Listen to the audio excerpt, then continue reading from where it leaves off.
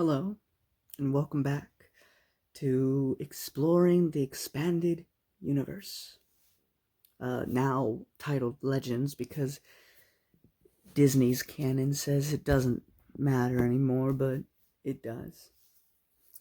You know, with the coronavirus going on. I know I can't say that.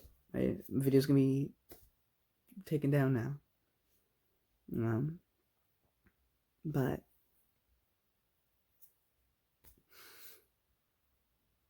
with having all this free time, I've been playing a lot of Horizon Zero Dawn and Elder Scrolls Morrowind, and that's been fun. But on the reading side, been reading Star Wars, and I just finished Kenobi, and it's pretty good. Here are some things going to Kenobi that you should know if you decide to pick up this novel. 1. Obi-Wan Kenobi is not the main character, and it's not in first person. There's a lot of Obi-Wan in this, but he is not the main character. We actually have like two central main characters, which would be Annalene, who goes by the nickname Annie, which, only thing I'll say, because the first time Obi-Wan hears her be called Annie, you just see him instantly, like, get super sad. Because this book takes place basically just a couple weeks after the events, or it all takes place over, like, a couple weeks after Episode 3. You know, he goes with Luke, drops him off at the Lars, says he'll watch over them, and then all the events of this book kind of happen. If you're expecting an action-heavy story, you're probably going to be disappointed. Now, there's action in it, and it's good. We even get a crate dragon. Yeah.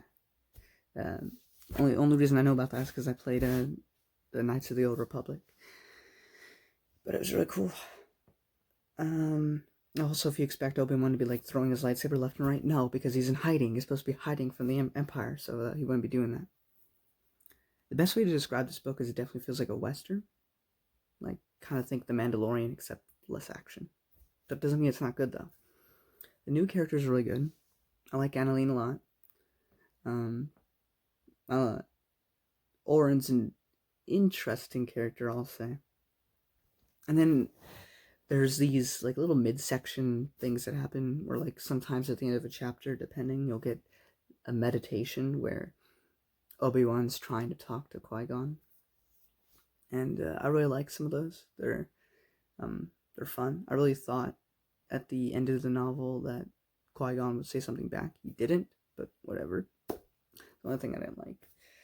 Not really a diss against the book. I just would have liked to have, you know, I thought it was setting something up because like the entire book, it's just kind of Obi-Wan praying in a sense, you know, talking to himself, because, you know, I'm a Christian. I can pray to God, and he's not going to verbally say anything back, but I can pray and tell him about my problems, my wishes, and stuff like that. And not that he's a genie who will answer my wishes, just, you know, stuff that, you know, I would like to see. Whether that be his will or not is up to him.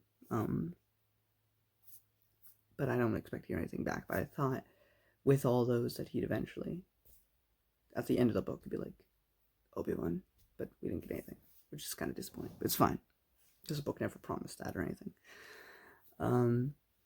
I think it's a slow burn. I think it takes a little while to get invested. But once you start caring about the people, you really care. There's three main characters. There's Annalene, Oren, and Aark. Aark is Tusken, and we actually get to know a little bit more about Tusken culture, and we get to see things a little bit from their perspective. It's actually very interesting. I've heard a lot of people say this, and I don't want to copy them, but I mean, it's kind of like that. It's kind of like the Cowboys and Indians, where you have, except they're really violent, which I don't know how violent the Indians were, but it's a lot like that. It's a fun story to be had, and it's good because we have a lot of stories with Obi-Wan. And in the prequel era. But then at the same time, you get Episode 3, and then what? There's just 16 years or nothing happens to Obi-Wan, and then we have him die. So it was nice to have a couple more stories, knowing that the last time Obi-Wan will be alive is in episode 4. So it's nice to have an extra story with him. Also, as he's one of the best Jedi ever. So it was a good read. Highly recommend it. Written by John Jackson Miller. Next up, we have I forget. I don't remember. But the next one is written by James Luceno. So I'm looking forward to that, because he wrote Darth Plagueis, one of my favorite novels, and The Labyrinth of Evil. So I'm looking forward to this next one. Anyway, I'll see you in the next video. Bye-bye.